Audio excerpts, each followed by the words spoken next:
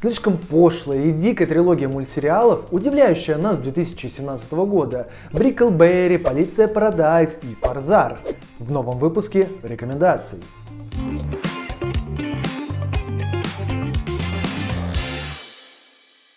Бриклберри — это вымышленный национальный парк, в котором происходят разного рода дикие истории. Смотрите внимательно, детки. Перед вами природа во всей ее красе. Они могут быть жестокими, пошлыми и чересчур прямолинейными, но с долей качественного черного юмора, который может понравиться, конечно же, не всем. Вот что. Я принесу вам еды из дома, а вы только здесь подождите.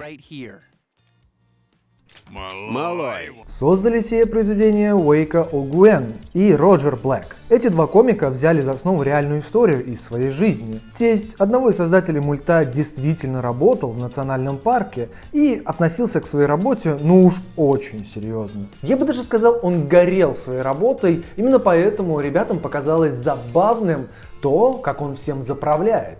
На следующие 24 часа ты превратишься в натурала по имени Честер Толстозад.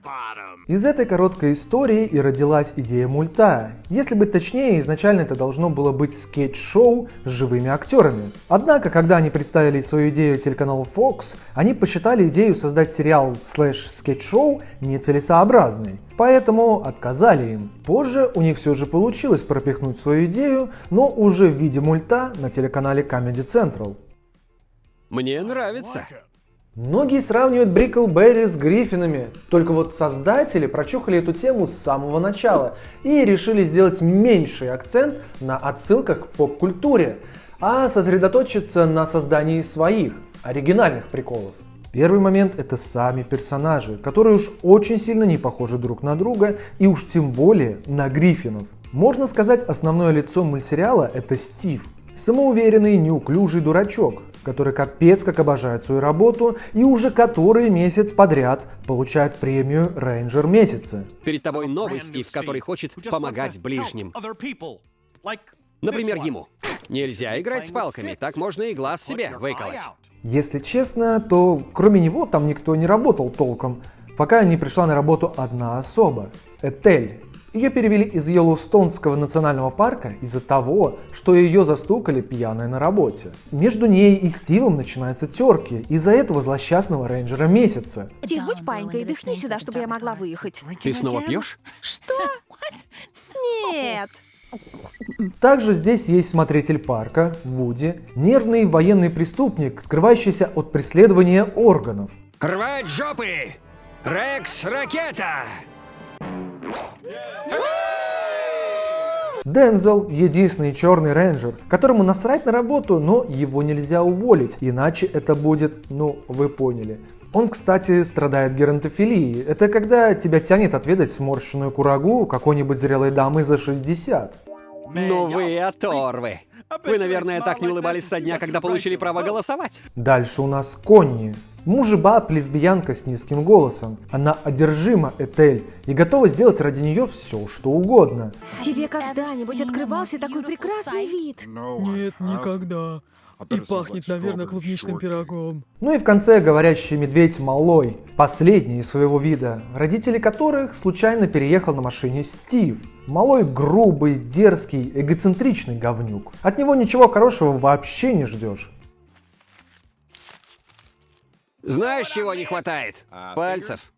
Да. Все они на протяжении 3 сезонов будут радовать или вызывать рвотный рефлекс на протяжении 3 сезонов.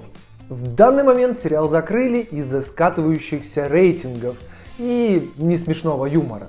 Однако хочу сказать вам, что сериал достоин вашего внимания из-за действительно веселого 1-го сезона. Ситуации, в которые попадают герои, настолько сюрреалистичны, что вызывает интерес досмотреть серию до конца, так как ты понятия не имеешь, что там может оказаться.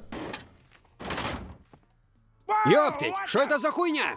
Несмотря на то, что сериал закрыли, создатели не сдались и решили продолжить радовать нас своим искрометным юмором в другом мультсериале, который очень похож прям один в один, но в других декорациях.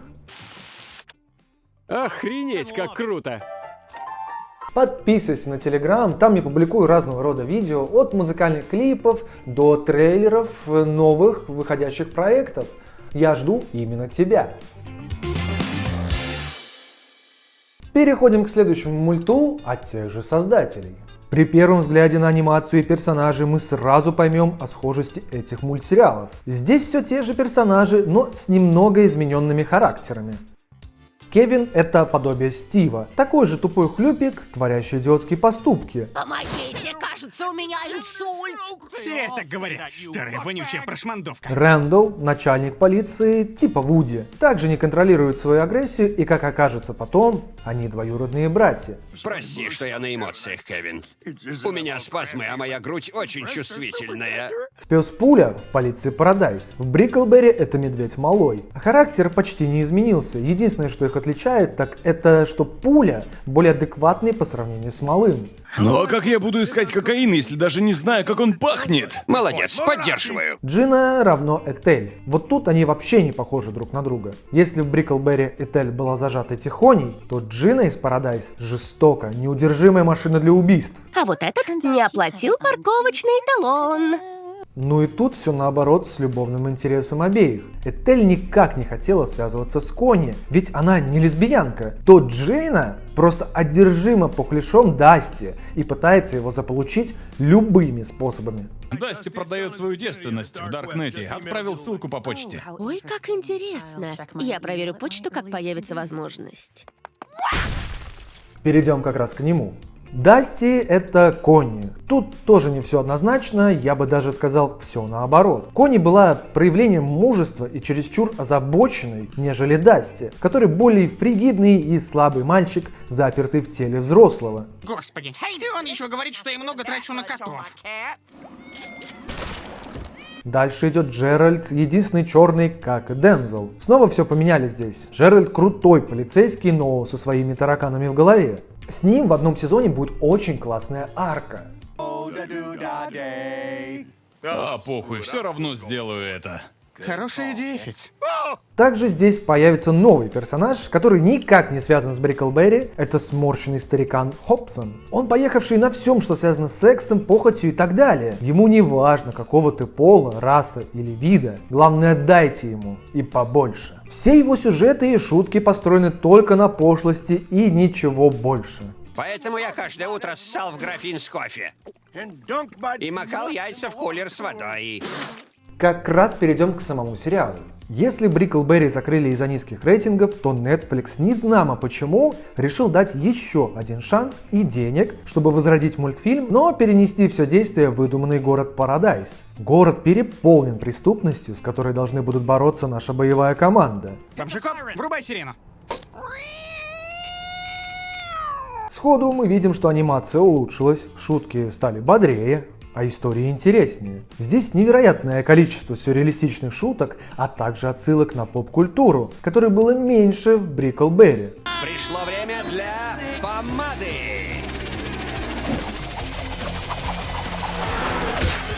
В полиции Парадайз есть одна серия кроссовера с Бриклберри, в которой им придется работать вместе. В этой же серии мы и узнаем о родственных связях Вуди и Рэндалла. Вуди, в чем дело? Мы же ведь родня.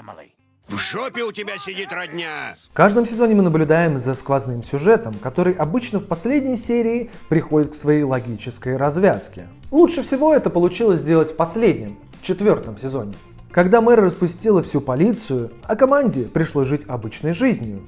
Ты уволен. И все твои идиоты тоже. Сюжет, проходящий сквозь весь сезон, отлично завершает все ветки. Однако создатели надеялись на продолжение финансирования проекта, но они не знали, что их закроют и не дадут возможности продолжить и закрыть сюжетную ветку до конца. Есть один плюс во всем этом. В конце две деревенщины все же намекают нам на продолжение, и мы получим все ответы в следующем мультсериале под названием «Фарзар». Стой, погоди. Какой еще клиффхенгер в финальном сезоне? Мы не знали, что он будет финальным, когда его делали. Сообщаю о том, что у меня теперь появился Бусти. Вы можете меня поддерживать своим донатом. Мне очень важна ваша поддержка, так как YouTube до сих пор не платит мне за труды. Буду очень рад. В этом же году, как и закончилась полиция Парадайз, вышел следующий выдающийся мультфильм «Фарзар».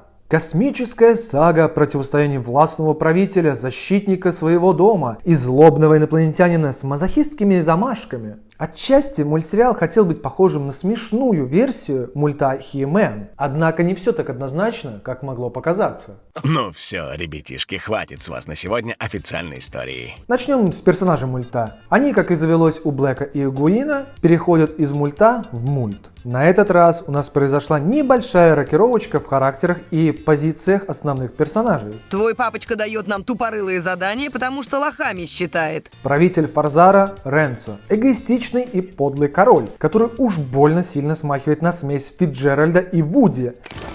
Знакомьтесь, коротыш. Нет в мире ничего опаснее метрового рыжего мужичка. Дальше у нас идет Файкл, сын Ренцо. И по классике нам нужен персонаж-идиот, который будет удивлять нас своим остроумием. Файкл также является смесью из Стива и Кевина. Научишь меня целоваться? У меня выбор есть? Нет. Скути, робо-версия Дензела, у которого осталось желание трахать все, что движется. Мы с семьей ищем себе новых друзей. Вэл и Мел. Сиамские близнецы. Они максимально разные. Одна дико добрая и правильная, другая наоборот. Дикая и отвязная. Смесь Джины и Этель. Тогда поясни, почему наша Кунка начала оперу петь. Зобо. Кролик, который обожает хаос. Имеет способность разить молниями. Это пародия на Пулю и Малоя. Хаос! Также здесь появился довольно странный персонаж, который сшит из разного рода существ, который владеет разумом. Думал, что это типа Дасти или Кони, но однако он не похож ни на одного из них. А можно, Билли, потом на это наступать? Ну и последний персонаж — это Базарак. Враг наших героев, который хочет уничтожить Фарзар. Почему он хочет это сделать, нам рассказывают в сериале. Вам спойлерить не буду. Базарак — это лайтовая версия Хобсона из Полиции Парадайз. Проредим ваш куст, генерал. Безволосая пипка отлично подчеркнет ярость. В основном Базарак будет нападать на город, а Файкл со своей командой Шет будет защищать Фарзар. Отряд срал. Попутно мы будем слышать сортирные, несмешные шутки и наблюдать за довольно простой анимацией. От того, что действия перенесли в космос, лучше от этого мульт не стал. Наверное, даже стало еще хуже. Чё? Я всегда ищу новые способы употребления. Персонажи не удивляют, не смешат и не производят никакого впечатления. Юмор и шутки жутко посредственные, они не вписываются в атмосферу всего происходящего вокруг. Понятия не имею, почему создатели вообще решили сделать третий мульт. Когда Полиция Парадайз не была шедевром, но могла вывозить и сюжетом, и юмором, но все же могла удержать твое внимание. Боже мой! Бабушка какаха Боб! На данный момент у Фарзара один сезон, и почему-то мне кажется, на этом все и закончится. Если, конечно, Netflix не сойдет с ума и снова не даст деньги на производство второго сезона. Oh shit. Here we go again.